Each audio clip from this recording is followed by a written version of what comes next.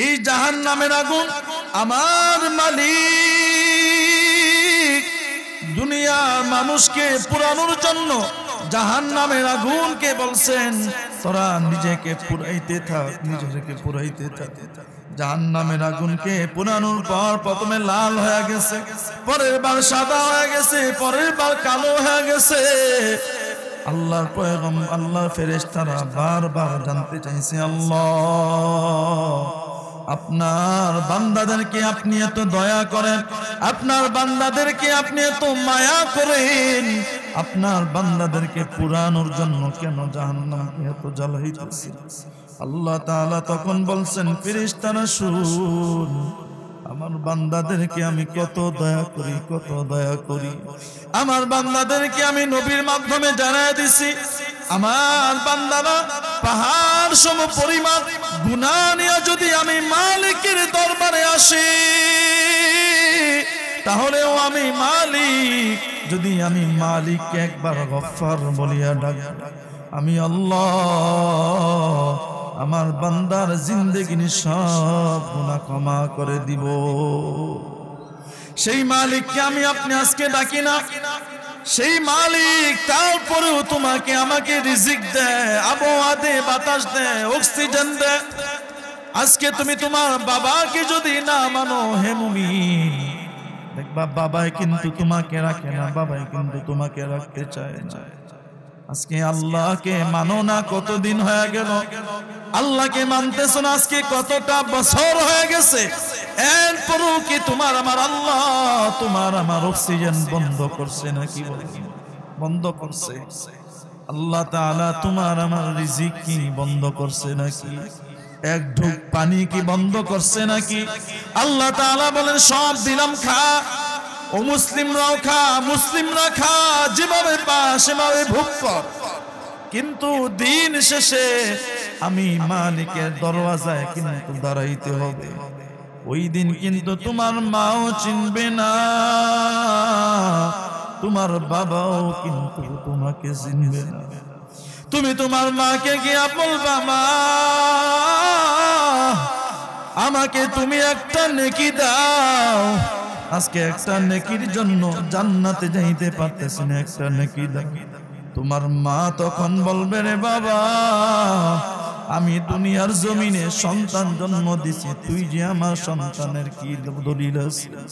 তুমি তোমার বাবার কাছে গিয়া বলবা, বাবা তুমি আমি তোমার সন্তান, তুমি আমার বাবা একটা নেকি দান করো। তোমার বাবাই তখন বলবে, তুই যে আমার সন্তানের কি গ্যারান্টি আছে? দুনিয়ার জমিনে প্রত্যেকটা মানুষ যেই হাসরের ময়দানে তোমাকে অস্বীকার করতে থাকবে, সেই দিন অস্বীকার করবেন না তোমার আমার আল্লাহ, সেই দিন অস্বীকার করবেন না তোমার আমার নবী। সেই নবীকে ভুলিয়া কোন পথে আগাইতেছো? সেই আল্লাহকে ভুলিয়া কোন পথে আগাইতেছো রে যুবক? সেই আল্লাহকে ভুলিয়া তুমি কাকে বন্ধু বানায় নিছো? দুনিয়া থেকে গিয়া দেখো তোমার বন্ধু তোমাকে কয়দিন স্মরণ রাখে? দুনিয়া থেকে গিয়া দেখো তোমার বাবা তোমাকে কয়দিন স্মরণ রাখে? দুনিয়া থেকে গিয়া দেখো তোমার স্ত্রী তোমাকে কয়দিন স্মরণ রাখে?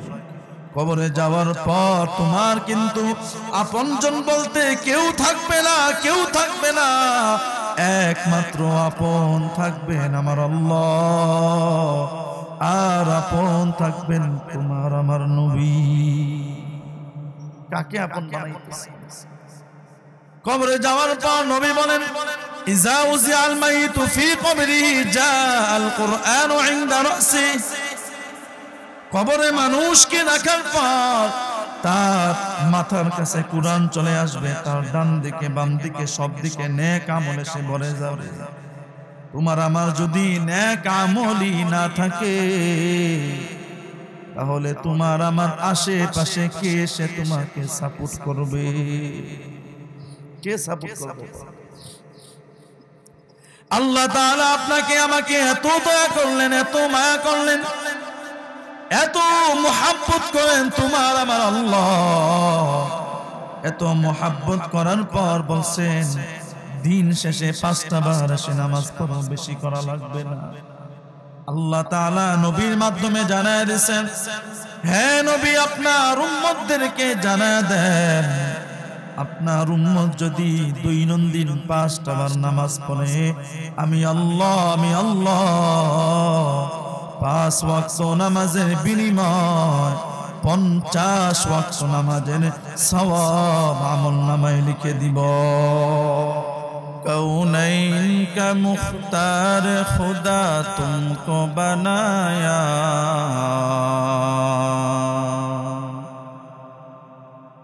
कौनैन का मुख्तार खुदा तुमको बनाया, उम्मत की निगाहबान खुदा तुमको बनाया, उम्मत की निगाहबान खुदा तुमको बनाया। मैं आशिक मौला हूँ, मेरा इश्क दवाला,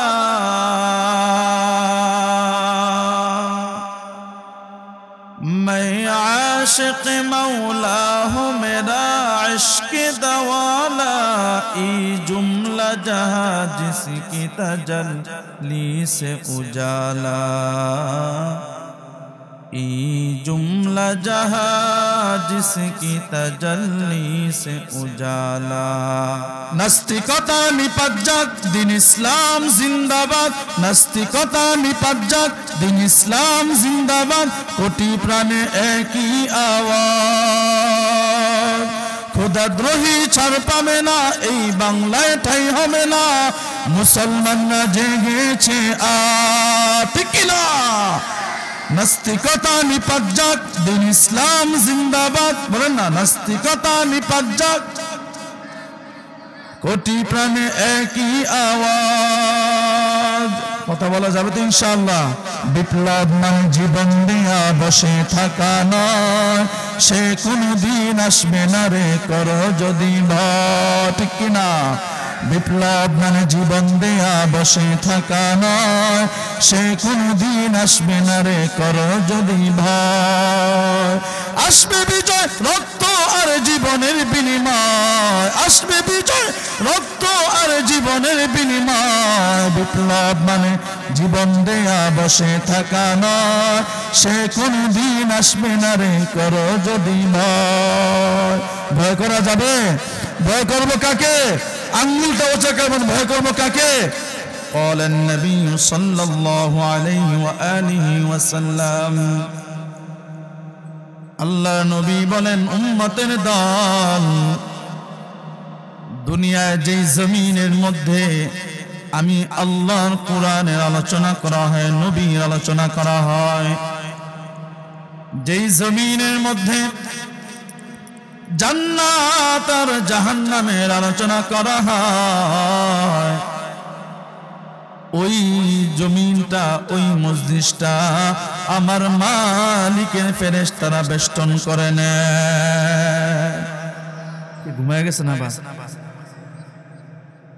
ফেরেশতারা বেষ্টন করিয়া একজনের কাঁধের উপর আরেকজন ফেরেশতা এরকম কাঁধের উপর কাঁধ পর্যন্ত দাঁড়াইয়া আমার মালিকের আসমান পর্যন্ত চলিয়া যায়। আমার আল্লাহ গর্ব করে জিজ্ঞাসা করেন, এ ফেরেশতারা আমার বান্দারা করিমগঞ্জের ইসলামপুরের জমিনে কেন বসলো? এরা তো প্রতিদিন প্রতিনিয়ত এরকম বসে না, আজকে কেন বসলো? ফেরেশতারা তখন জবাব দেয়, মালিক আপনার বান্দারা এরকম জড়ো হয়ে বসে আপনার দিন শোনার জন্য, ইসলামের কথা শোনার জন্য।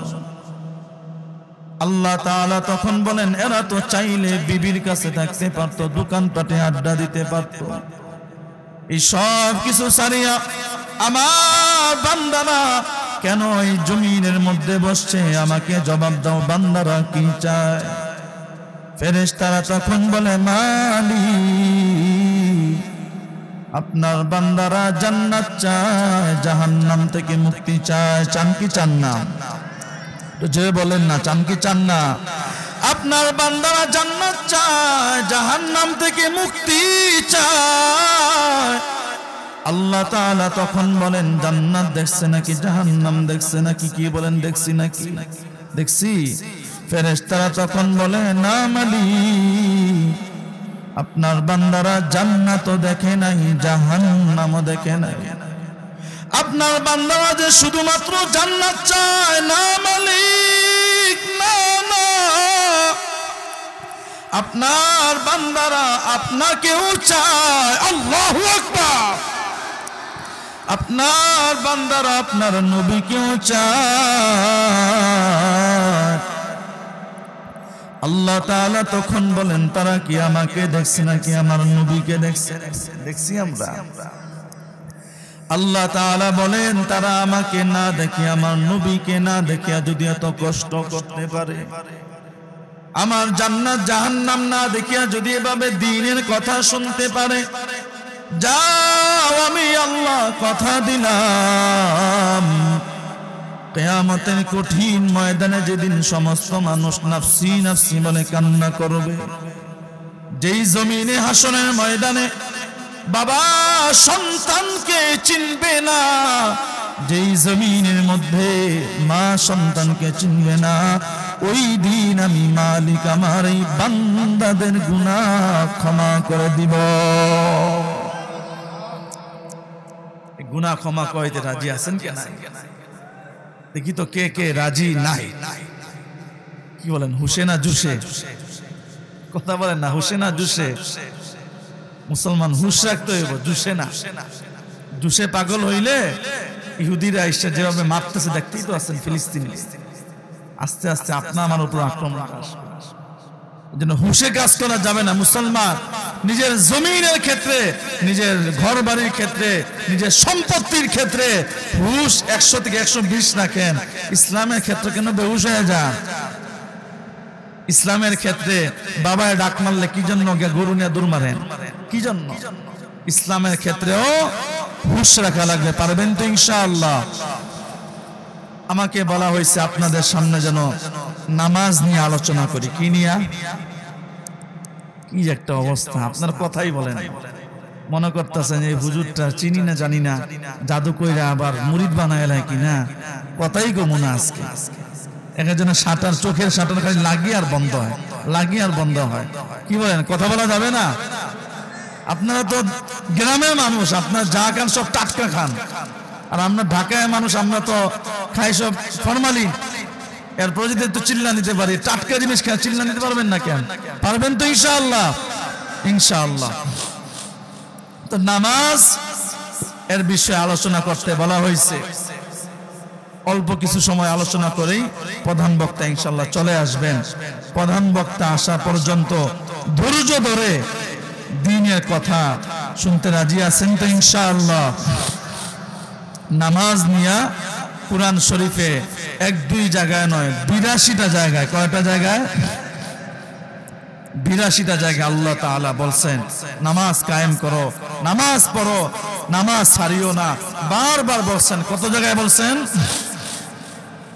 নামাজ পড়া কি ফরজ না সুন্নত না মুস্তাহাব না ওয়াজিব? যারা বলে নাই তারা জানেই না, যারা বলে না তারা কি না জানেই না। এক আল্লাহর বান্দা জিজ্ঞাসা করেছিল যে ফজরের নামাজ কয় রাকাত? 17 রাকাত। কয় রাকাত?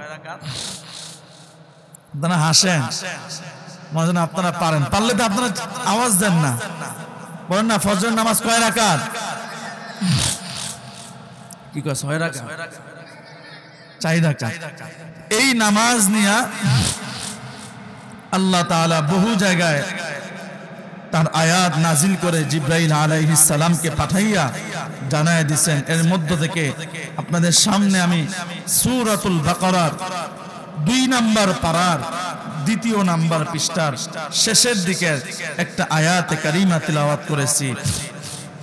আল্লাহ তাআলা এই আয়াতের মধ্যে বলেন, বিসমিল্লাহির রাহমানির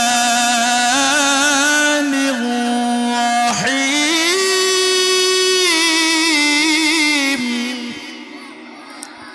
আল্লাহু আকবার। আমাদের বেজালও আছে নাকি? আল্লাহু আকবার আমাদের কি বেজাল শুরু হয়ে গেছে নাকি? বিসমিল্লাহির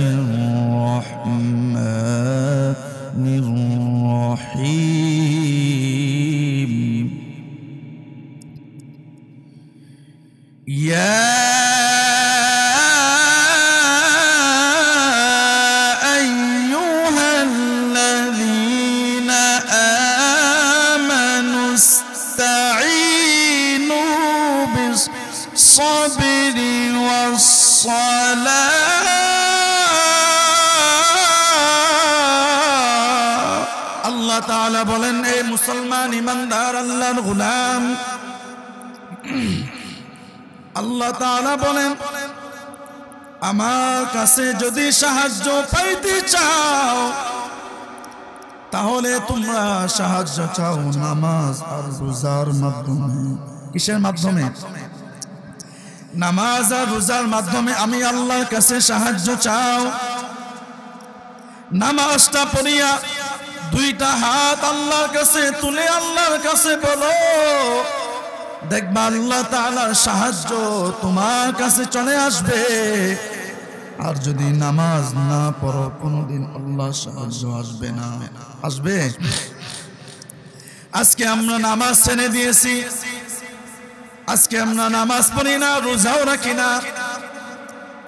এই জন্য আজকে কত চোখের পানি ফালাইতেছি। এই নামাজ যদি আজকে আমি ঠিক মতো পড়তাম হে বন্ধু, তাহলে দেখতেন এই সাহায্য চাওয়ার জন্য এমপি মন্ত্রীর কাছে যাওয়া না, আল্লাহ তাআলা কুদরতি ভাবে সাহায্য পাঠিয়ে দিতে। ঠিক কিনা? আল্লাহ তাআলা আজকে বলতেছেন, আমি তোমাকে বানাইছি, সব কিছু দিছি, কিন্তু তোমার কাছে আমি বেশি কিছু চাই নাই। বলছি দিন শেষে 5 ওয়াক্ত নামাজ পড়লে আমি খুশি হয়ে যাব। আজকে এই 5 ওয়াক্ত নামাজও পড়ি না, কিন্তু বিপদেই পড়লে আল্লাহকে ডাকি। আগে সাউন্ড শুনুন। আল্লাহ নবীজি বলেন, ক্বালান নবী সাল্লাল্লাহু আলাইহি ওয়া আলিহি ওয়া সাল্লাম, আস-সালাতু ইমাদুদ্দীন, ফামান আকামাহা ফাকামাদ-দ্বীন। প্রতিটা বাড়ির দেখবেন 5 থেকে 10টা খুঁটি থাকে, পিলার থাকে। মসজিদের দেখবেন পিলার থাকে কি থাকে না? এই যে ইসলাম আমি আপনি মানতেছি, এই যে ধর্মটা আমি আপনি মানতেছি, এই ধর্মেরও খুঁটি আছে 5টা। কয়টা বলেন না? কয়টা? 5টা। এর মধ্যে একটা খুঁটি হইল নামাজ। আল্লাহ নবী বলেন, এই নামাজ খুঁটিটাকে যদি তুমি ধরে রাখো হে মুমিন, তাহলে তোমার ধর্ম ঠিক থাকবে। আর যদি তুমি খুঁটিটাকে ভেঙে ফেলো, তাহলে তোমার ধর্মই ভেঙে যাবে। আজকে আমি আপনি নামাজ না পড়িয়া নিজেকে অনেক বড় মুসলমান দাবি করি। আজকে আমি আপনি নামাজ না পড়িয়া নিজেকে অনেক জ্ঞানী দাবি করতে থাকি, কিন্তু আল্লাহর বন্দেগী না করিয়া যদি কেউ নিজেকে জ্ঞানী দাবি করে, সে টাটকা ভণ্ড ভণ্ড ভণ্ড। ঠিক কিনা? আপনি আজকে যে নামাজটা পড়তেছে, এই নামাজটা আজকে পরিপূর্ণ ঠিক নাই। নতুবা আল্লাহ তাআলা বলছেন, নামাজ যদি পড়ার মতো পড়তে পারো, তাহলে আমি আল্লাহ সাহায্য নিশ্চিত আসবে। আল্লাহ নবীর একজন সাহাবী নবীর কাছে মুসলমান হয়েছেন, কিন্তু মুসলমান হওয়ার পর গুনাহ করতেছেন, গুনাহ ছাড়েন না। সাহাবায়ে কেরাম বলছেন, নবী, আমাদের অমুক সাহাবী ভাই রোজা রাখে, সব কিছু পড়ে, ঈমান আনছে, নামাজও পড়ে, কিন্তু সে গুনাহ ছাড়ে না, মিথ্যাও বলে, সুদও খায়, ঘুষ খায়, কেন এমনটা করে? আপনি তো বলছেন নামাজ পড়লে নাকি, আপনি তো বলছেন নামাজ কায়েম করলে নাকি গুনাহ ছেড়ে দেয়। ওই গুনাহ তো ছাড়লো না। আল্লাহ নবীজি বলছেন, সুযোগ দাও, অপেক্ষা করো,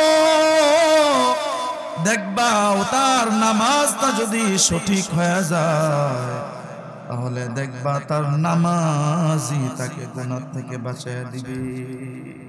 সুবহানাল্লাহ। ওই সাহাবী নামাজ পড়তো, তারপর নবীজি বললেন তার নামাজটা ঠিক করতে দাও। তার মানে কি বোঝা গেল? নামাজ পড়লেই হবে না, নামাজ কি করা লাগবে? ঠিক করা লাগবে। আমাদের সমাজে অনেক মানুষ দেখবেন কোন গুনাহ করলে বাপ বলে মানুষের মতো মানুষ হবে না, বলে কি না? কারণ সে তো মানুষই। সে মানুষ না? তারপরে কেন বলে দুইটা হাত, দুইটা পা, দুইটা চোখ থাকলে মানুষ হওয়া যায় না। মানুষ হওয়ার জন্য কিছু গুণ থাকা লাগে, ওই গুণগুলো না থাকলে কোনোদিন মানুষ হইতে পারে না। ঠিক কিনা? আল্লাহ নবীজি বলেন তার নামাজটা যদি ঠিক হয়ে যায় তাহলে তার নামাজটাই তাকে গুনাহ থেকে বাঁচিয়ে দিবে। তার নামাজটা ঠিক হইতে দাও, নামাজটা ঠিক করতে দাও। কিছুদিন পর সাহাবী দেখা যায় নামাজ পড়ে গুনাহ ছেড়ে দিছে। আল্লাহ নবীজি বললেন তার নামাজটা ঠিক হয়ে গেছে, এই জন্য সে আজকে নামাজ পড়িয়া আর গুনাহ করে না। বলেন না সুবহানাল্লাহ।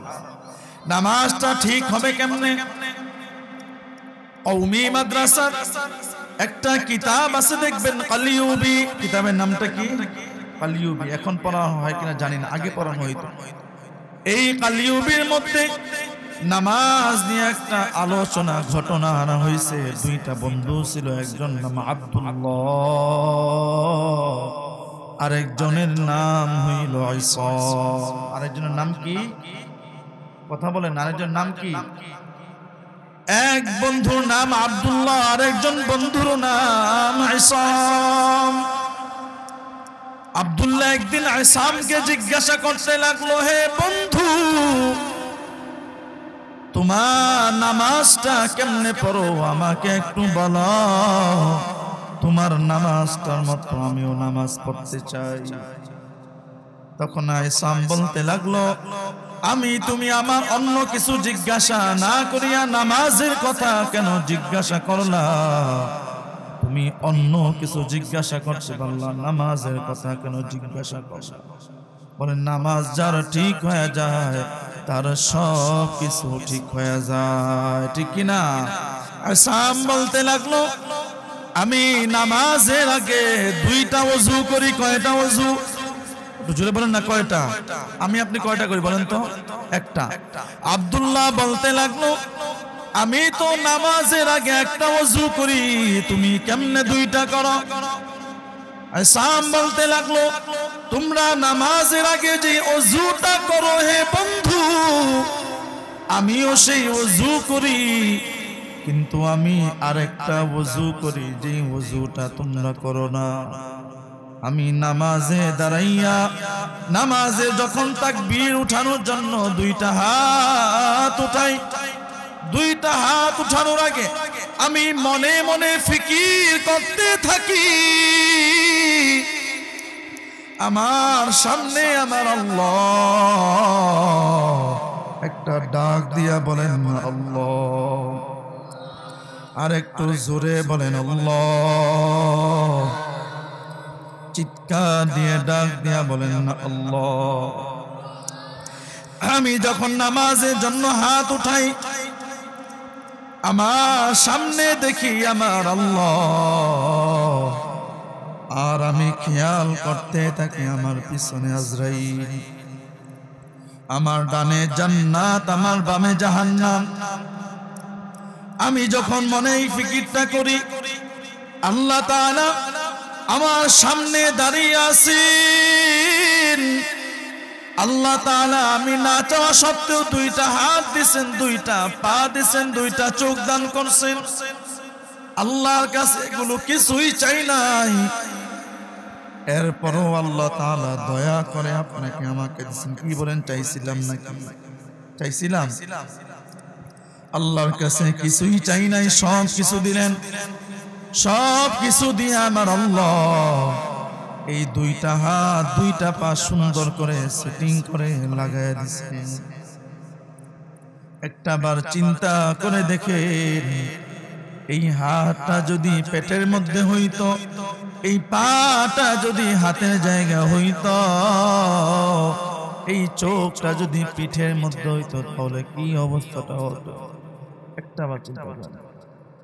টঙ্গীর ময়দানে এই বছর ইজতেমার সময় যারা গেছেন তারা দেখছেন, এক আল্লাহর বান্দা বয়স্ক মুরব্বী, তার পেটের মধ্য থেকে একটা সন্তান বাহির হয়েছে। সন্তান হাত আছে আর পা আছে আর কিচ্ছু নাই।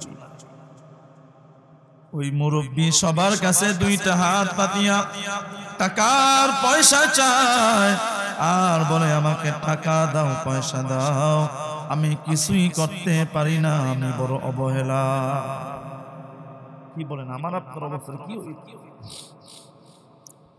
আল্লাহ তাআলা আপনাকে আমাকে দুইটা হাত দিলেন, দুইটা পা দিলেন, দুইটা চোখ দিলেন, দুইটা কান দিলেন। আল্লাহ তাআলা আপনাকে আমাকে এত কিছু দান করেছেন। এত কিছু দান করার পর আল্লাহ তাআলা আপনাকে আমাকে মুসলমানের ঘরে জন্মদান করেছেন। একটাবার চিন্তা করে দেখেন, আজকে মুসলমান না হইলে মারা যাওয়ার পর কি অবস্থাটা হতো। আসাম বলতে লাগলো, আল্লাহ তাআলা আমাকে দুইটা হাত দিছেন, দুইটা পা, সব কিছু দিছেন, এরপরও বেশি কিছু চান নাই। বলছেন দৈনন্দিন 5টা বার আমি আল্লাহর কুদরতি কদমে সেজদায় লুটে পড়বি, আমি আল্লাহকে ডাক দিবি, আমি আল্লাহকে ডাক দিবি, তাহলে আমি আল্লাহর কুদরতি মন ঠান্ডা হয়ে যাবে। আজকে তুমি দৈনন্দিন বারবার দৈনন্দিন তুমি বারবার বাবা বাবা বলে ডাকো, মা মা বলে ডাকো, বা দৈনন্দিন তুমি ভাই বোনকে ডাকো, কোনো সমস্যা নাই। আল্লাহ তাআলা বলেন তুমি প্রতিদিন শত শতবার আব্বু আর আম্মু বলে ডাকতে থাকো, আমি আল্লাহর কুদরতি মনে কোনো দুঃখ নাই। কিন্তু এই 1000 বার ডাকের মধ্যে একটা বার আল্লাহ বলে যদি ডাক দিতি, বিশ্বাস কর আমি আল্লাহর কুদরতি মন ঠান্ডা হয়ে যাইত। সে আল্লাহকে ডাক দেই, বলেন ডাক দেই আমি। আসাম বলতে লাগলো, আল্লাহ তাআলা আমাকে 24টা ঘন্টা আল্লাহর নিয়ামতের মধ্যে রাখছেন। এই নিয়ামতের মধ্যে রাখি আল্লাহ তাআলা দৈনন্দিন 5টা বার আমি আল্লাহর কুদরতি কদমে সেজদায় লুটে পড়ি। এই সেজদায় লুটায় আসার আগে আমি মনে মনে খেয়াল করতে থাকি, আমার পিছনে আজরাইল। আমি যদি নামাজের মধ্যে আমার মনটা ঘুরে যায়, তাহলে আজরাইল আমাকে খপ করে ধরে বসবে, আর আজরাইল যদি ধরে বসে তাহলে আমার নিচে পুলসিরাত, আমি পুলসিরাত কাটে জাহান্নামে পড়ে যাব। এই জন্য আমি মনকে ওযু করতে থাকি, আমার মনটাকে আমি ওযু বানাইতে থাকি, যেন আমার মনটা ইবলিস শয়তান না নিয়ে যাইতে পারে। এই জন্য আমি 2 নাম্বার ওযু করি। কয়টা ওযু? কয়টা ওযু? আজকে আমি আপনি নামাজ পড়তে গেলে, আজকে আমি আপনি নামাজ পড়তে গেলে দেখবেন ব্যবসার হিসাব কিতাব করে, নামাজ পড়তে গেলে দেখবেন সম্পত্তির হিসাব করতে থাকে, ঠিক কিনা? নামাজের বাহিরে দেখবেন আর কোনো কিছু স্মরণ থাকে না, একটাই খালি স্মরণ আসে, আমার সম্পত্তির কি হবে, আমার জায়গা জমির কি হবে। এক আল্লাহর বান্দার ক্ষেত্রে ঘটনা শুনছিলাম, বেচারা এশার নামাজ পায় নাই। কোন নামাজ? কথা বলেন না, কোন নামাজ? এশার নামাজ। মসজিদের বারান্দায় গিয়ে এই যে কান্না, কান্না কারে কয়? ইমাম সাহেব জিজ্ঞাসা করলেন, বাবা তুমি তো এত কান্নার কথা না, নামাজ না পাই আজকে তো কান্না করলা, কারণটা কি? হুজুর দেখেন, আমি প্রতিদিন এশার নামাজের সময় আমার দোকান 4টা। কয়টা? কথা বলেন না, কয়টা? 4টা দোকান। দেখেন আপনারা যদি কথা না বলেন, মানুষ তো মানুষ না, আমার ভিতর তো একটা শক্তি আসতে হবে। আপনারা হয়তো বলতে পারেন ঢাকার থেকে হুজুর আসছে, কি ওয়াজ করলো না করলো, একইসে সাউন্ডটাও হইতেছে। এখন আমি তো একজনের জন্য 10 জনের রিজিক নষ্ট করতে পারবো না, পারবো? প্রতিদিনই তো মাহফিল, প্রতিদিন মাহফিলে আজকে যে গলা নষ্ট করি, বাকি সব সময় করবো কেমন? আবার আপনারা যদি কথা না বলেন তাহলে তো কথা আসবেই না ভিতর থেকে। ওই বেটা দোকান কয়টা? 4টা। হুজুর আমি প্রতিদিন এশারের সময় দাঁড়াইয়া নামাজের মধ্যে প্রথম রাকাতে প্রথম দোকানে হিসাব কিতাব করি, 4 দোকানে 4 কিতাব হিসাব কিতাব করি। আজকে নামাজ পাইলাম না, 4 দোকানের হিসাব কিতাবও হইল না, আমি 4 দোকানের হিসাব কিতাব কখন করব এই টেনশনে আমি কান্না করতেছি। কি বলেন, এরকম মুসল্লি আমাদের সমাজে আছে না নাই? কথা বলেন না, আছে না নাই? নামাজ পড়া লাগবে সাহাবায়ে কেরামদের মতো, নবীর মতো। হযরতে আলী রাদিয়াল্লাহু আনহুর নামে বর্ণনা আসছে কিতাবের মধ্যে, তার পায়ের মধ্যে তীর বেঁধে গেছে। তীর চিনেন? তীর বেঁধে গেছে। এই তীরটা বাহির করা যায় না, বড়ই কষ্ট পান। আল্লাহ নবীজির কাছে যাওয়া হইল, নবীর কাছে গিয়া বলা হইল, আল্লাহর পয়গম্বর, আপনার সাহাবী হযরতে আলী, তার পায়ের মধ্যে তীর বেঁধে গেছে, তীর ঢুকে গেছে, এই তীরটা আমি কেমনে বাহির করব? নবী বলল, চিন্তা করিও না। নবী বললেন, পেরেশানি নিও না, আমার আলী নামাজে দাঁড়াইতে দাও। আমার আলী যখন নামাজে দাঁড়ায় যাবে তখন তার তীরটা বাহির করিও। হযরতে আলী নামাজে দাঁড়ায় গেলেন। নামাজে দাঁড়ানোর পর সাহাবায়ে কেরাম না তীরটা বাহির করে ফেললেন। হযরতে আলী নামাজের পর বললেন, আমার তীরটা কোথায়? আমার তীরটা কোথায় গেল? পায়ের মধ্যেই তো ছিল।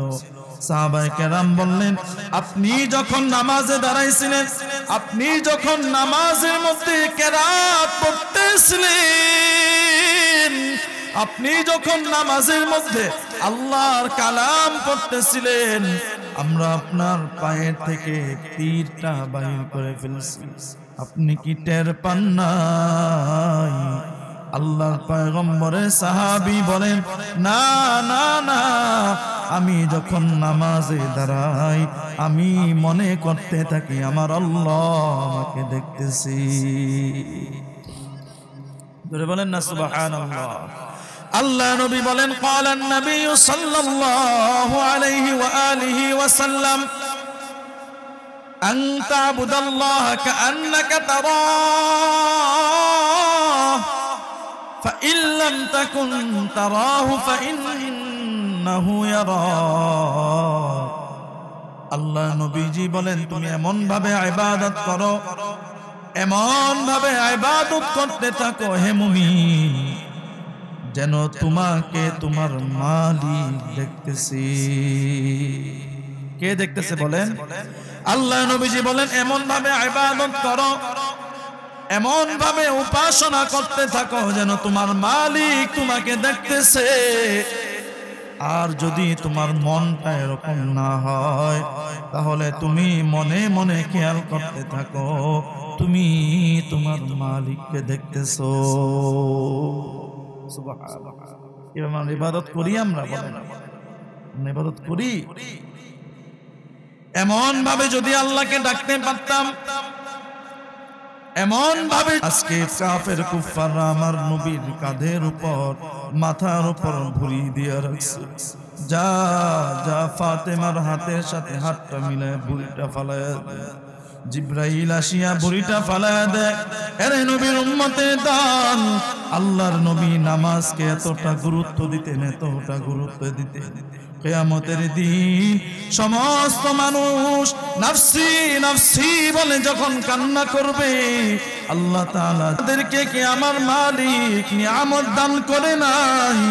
আমার মালিকের নিয়ামত খাইয়া কেন তোমরা আজকে জাহান্নামে আসছো?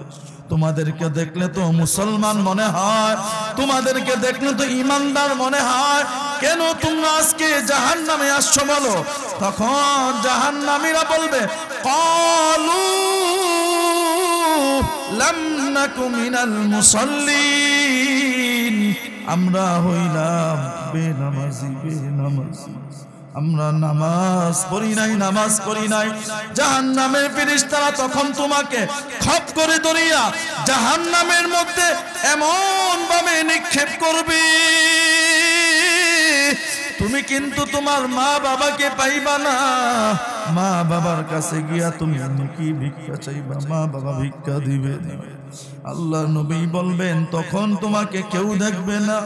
আল্লাহ তাআলা তোমার দিকে রহমতের দৃষ্টি দিয়া তাকাবেন না। জাহান্নামে পালানোর পর তুমি দেখবা ডানে আগুন, বামে আগুন, সামনে পিছে শুধু আগুন আর আগুন। তুমি শুধু ডাকবা আল্লাহ, আমাকে বাঁচান, আমাকে বাঁচান, আমাকে বাঁচান, আমি জাহান্নামের আগুন সহ্য করতে পারি না। আজকে দুনিয়ার আগুনে সহ্য করতে পারো না রে যুবক। আজকে দুনিয়ার সামান্য বেতের বাড়ি সহ্য করতে পারো না। ওই জাহান্নামের আগুন কেমনে সহ্য করবা, কেমনে সহ্য করবা? দুনিয়ার আগুন হাতের মধ্যে লাগলে আগে চামড়া পরে তারপর গোশত পরে, আর জাহান্নামের আগুন আল্লাহ তাআলা বলেন নারুল্লাহিল মুকাদা আল্লাতী তাত্তানিউ আলাল আফইদা। জাহান্নামের আগুন দুনিয়ার মানুষের শরীরের মধ্যে লাগার সাথে সাথে কলিজা পর্যন্ত ভুনা হয়ে যাবে। নাউযুবিল্লাহ। দুনিয়ার মানুষের কলিজানা পর্যন্ত ভুনা হয়ে যাবে। এই জাহান্নামের আগুন আমার মালিক দুনিয়ার মানুষকে পুরানোর জন্য জাহান্নামের আগুনকে বলছেন তোরা নিজেকে পুরাইতে থাক, নিজেকে পুরাইতে থাক। জাহান্নামের আগুনকে পুরানোর পর প্রথমে লাল হয়ে গেছে, পরের বার সাদা হয়ে গেছে, পরের বার কালো হয়ে গেছে। আল্লাহর পয়গম্বর, আল্লাহর ফেরেশতারা বারবার জানতে চাইছে, আল্লাহ আপনার বান্দাদেরকে আপনি এত দয়া করেন, আপনার বান্দাদেরকে আপনি এত মায়া করেন, আপনার বান্দাদেরকে পুরানোর জন্য কেন জাহান্নামকে এত জ্বালাইতেছেন? আল্লাহ তাআলা তখন বলছেন, ফেরেশতারা শুন, আমার বান্দাদেরকে আমি কত দয়া করি, কত দয়া করি। আমার বান্দাদেরকে আমি নবীর মাধ্যমে জানায় দিছি, আমার বান্দারা পাহাড় সম পরিমাণ গুনাহ নিয়ে যদি আমি মালিকের দরবারে আসি, তাহলেও আমি মালিক, যদি আমি মালিককে একবার গফফার বলিয়া ডাকি, আমি আল্লাহ আমার বান্দার জিন্দেগির সব গুনাহ ক্ষমা করে দিব। সেই মালিককে আমি আপনি আজকে ডাকি না। সেই মালিক তারপরেও তোমাকে আমাকে রিজিক দেয়, আবহাওয়া দেয়, বাতাস দেয়, অক্সিজেন দেয়। আজকে তুমি তোমার বাবাকে যদি না মানো হে মুমিন, দেখবা বাবাই কিন্তু তোমাকে রাখে না, বাবাই কিন্তু তোমাকে রাখতে চায় না। আজকে আল্লাহকে মানো না, কতদিন হয়ে গেল আল্লাহকে মানতেছ না, আজকে কতটা বছর হয়ে গেছে, এরপরও কি তোমার আমার আল্লাহ তোমার আমার অক্সিজেন বন্ধ করছে নাকি? বন্ধ করছে। আল্লাহ তাআলা তোমার আমার রিজিক কি বন্ধ করছে নাকি? এক ঢোক পানি কি বন্ধ করছে নাকি? আল্লাহ তাআলা বলেন সব দিলাম, খা। ও মুসলিমরাও খা, মুসলিমরা খা, যেভাবে পা সেভাবে ভোগ কর। কিন্তু দিন শেষে আমি মালিকের দরওয়াজায় কিন্তু দাঁড়াইতে হবে। ওই দিন কিন্তু তোমার মাও চিনবে না, তোমার বাবাও কিন্তু তোমাকে চিনবে না।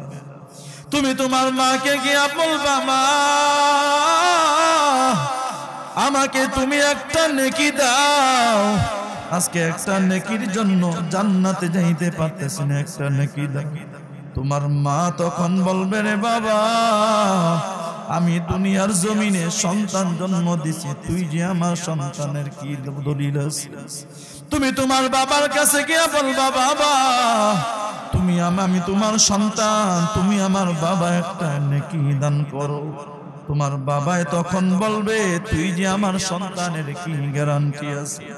দুনিয়ার জমিনে প্রত্যেকটা মানুষ যেই হাসরের ময়দানে তোমাকে অস্বীকার করতে থাকবে, সেই দিন অস্বীকার করবেন না তোমার আমার আল্লাহ, সেই দিন অস্বীকার করবেন না তোমার আমার নবী। সেই নবীকে ভুলিয়া কোন পথে আগাইতেছো? সেই আল্লাহকে ভুলিয়া কোন পথে আগাইতেছো রে যুবক?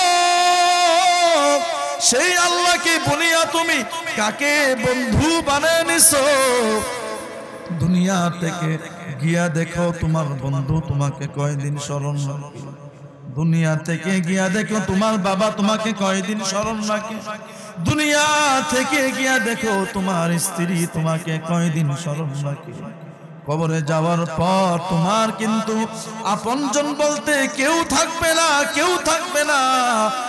একমাত্র আপন থাকবেন আমার আল্লাহ, আর আপন থাকবেন তোমার আমার নবী। কাকে আপন বানাইতেছে? কবরে যাওয়ার পর নবী বলেন, ইজা উজিআল মাইতু ফি কবরিহি জাআল কুরআনু ইনদা রাসি। কবরে মানুষকে রাখার পর তার মাথার কাছে কুরআন চলে আসবে, তার ডান দিকে বাম দিকে সব দিকে নেক আমলে সে ভরে যাবে। তোমার আমার যদি নেক আমলই না থাকে, তাহলে তোমার আমার আশেপাশে কে এসে তোমাকে সাপোর্ট করবে? কে সাপোর্ট করবে? আল্লাহ তাআলা আপনাকে আমাকে এত দয়া করলেন, এত মায়া করলেন, এত মোহাব্বত করেন তোমার আমার আল্লাহ। এত মোহাব্বত করার পর বলছেন দিন শেষে 5টা বার এসে নামাজ পড়ো, বেশি করা লাগবে না। আল্লাহ তাআলা নবীর মাধ্যমে জানায় দিয়েছেন, হ্যাঁ নবী আপনার উম্মতদেরকে জানায় দেন, আপনার উম্মত যদি দৈনন্দিন 5টা বার নামাজ পড়ে, আমি আল্লাহ 5 ওয়াক্ত নামাজের বিনিময় 50 ওয়াক্ত নামাজের সওয়াব আমলনামায় লিখে দিব।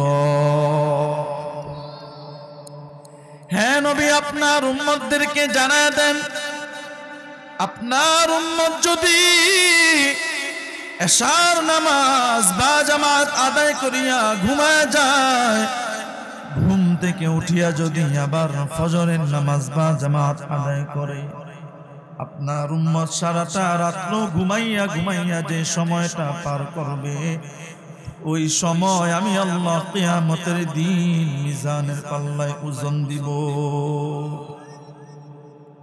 কি পরিমাণ অফার আল্লাহ তাআলা দিয়েছেন, এরপরও সেই অফারটা গ্রহণ করি না, এরপরও আমি আপনি নামাজটা পড়ি না, আল্লাহর বন্দেগী করি না।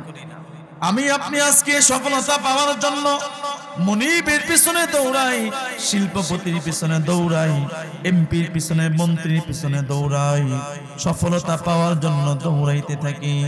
আল্লাহ তাআলা প্রতিটা দিন 5 বেলায় মুয়াজ্জিনের মাধ্যমে সফলতার দিকে ডাকতে থাকেন, হাইয়া আলাল ফালাহ, আসো আসো আসো, কল্যাণের দিকে আসো, ভালোর দিকে আসো। আল্লাহ তাআলা মুয়াজ্জিনের মাধ্যমে সফলতার দিকে তোমাকে ডাকেন, আর তুমি আমি মুয়াজ্জিনকে আল্লাহকে বৃদ্ধাঙ্গুনি দেখাইয়া মুনিবের পিছনে দৌড়াই। ঠিক কিনা বলে? দরকার ছিল আল্লাহর কাছে আল্লাহ তাকে সাড়া দেওয়া, দরকার ছিল আল্লাহর কথা বলা, দরকার ছিল আল্লাহর নামে নিজেকে সুপর্দ করে দেওয়া।